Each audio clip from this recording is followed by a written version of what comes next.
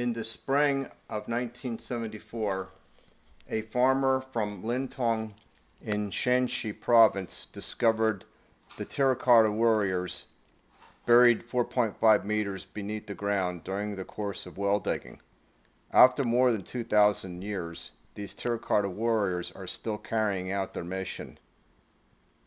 Huang, the first emperor of the Qin dynasty, so called because he is, in the face, the first emperor in China's history. These terracotta warriors are his bodyguard.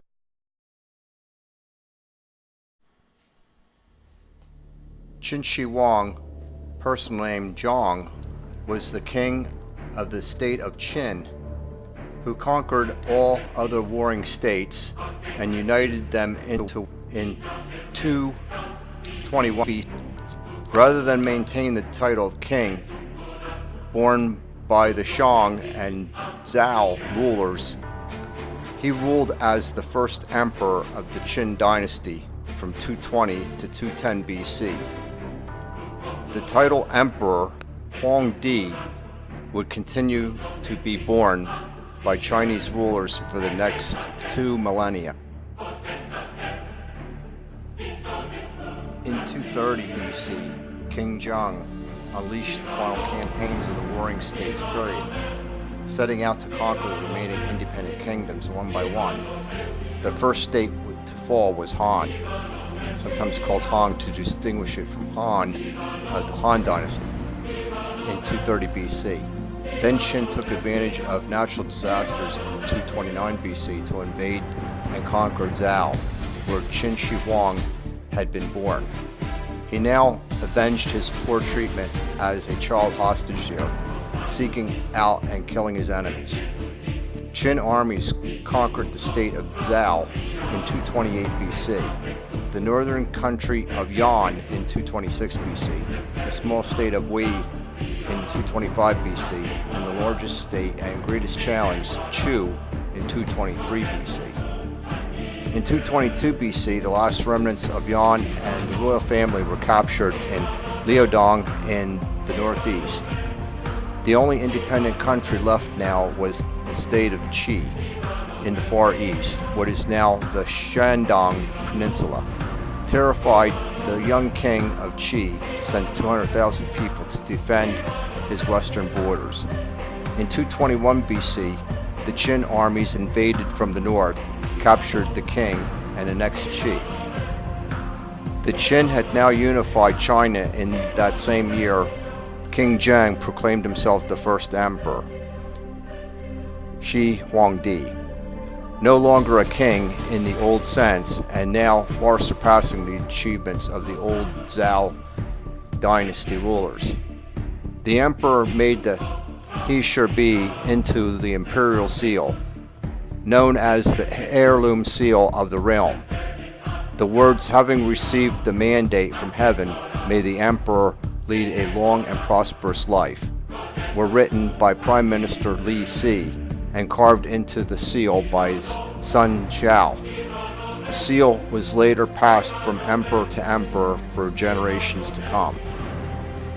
In the south, military expansion in the form of campaigns against the Yu tribes continued during his reign, with various regions being annexed to what is now Guangdong province and part of today's Vietnam.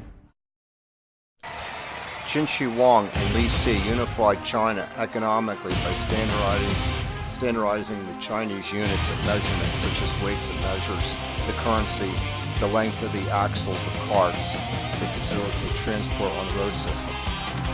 The emperor also developed an extensive network of roads and canals connecting the provinces to improve the trade between them. The currency of the different states were also standardized to the Banliang coin. Perhaps most importantly, the Chinese script was unified. The Qin taught nomadic tribes to the north and northwest. The Xiongnu tribes were not defeated and subdued, thus the campaigns were tiring and unsuccessful, and to prevent the Xiongnu from encroaching on the northern frontier any longer, the emperor ordered the construction of an immense defensive wall. This wall, for whose construction took hundreds of thousands of men, were mobilized and an unknown number died, and a precursor to the current Great Wall of China. State walls were had the previous 4 centuries, a network of small walls linking river defenses to impassable cliffs. A great monument of China to this day, the Great Wall still stands, open to the public to challenge its million steps. A famous South China quotation is, "In the north there is the Great Wall, in the south there is a lean-to canal." In 214 BC, the emperor began the project of a major canal to transport supplies to the army. The canal allows water transport between North and South China. The canal, 34 kilometers in length, links the Huang River, which flows into the Yangtze, and the Lijiang, which flows into the Pearl River. The canal connected 2 of China's major waterways and aided Qin's expansion into the southwest.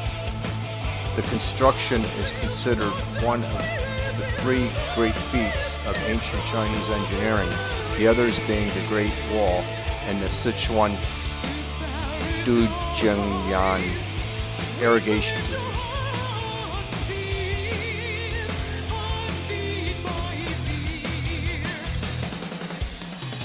Qin Shi Huang had about 50 children, 15 daughters. Most of their names are unknown. He had numerous concubines, but never seemed to name an empress.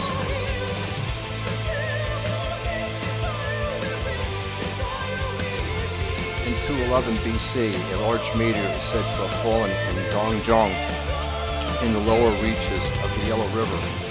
On it, an unknown person inscribed the words, "The first emperor will die and his land will be divided."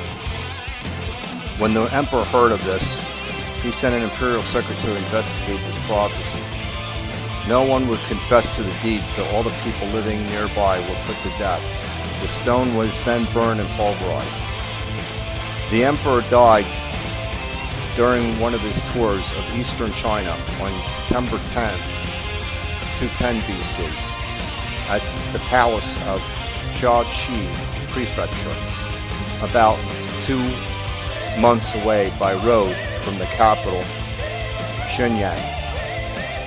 Reportedly, he died due to ingesting mercury pills made by his alchemists and physicians. Ironically, these pills were meant to make Qin Shi Huang immortal. The Emperor of Qin consolidated the 6 states and established a unified dynasty.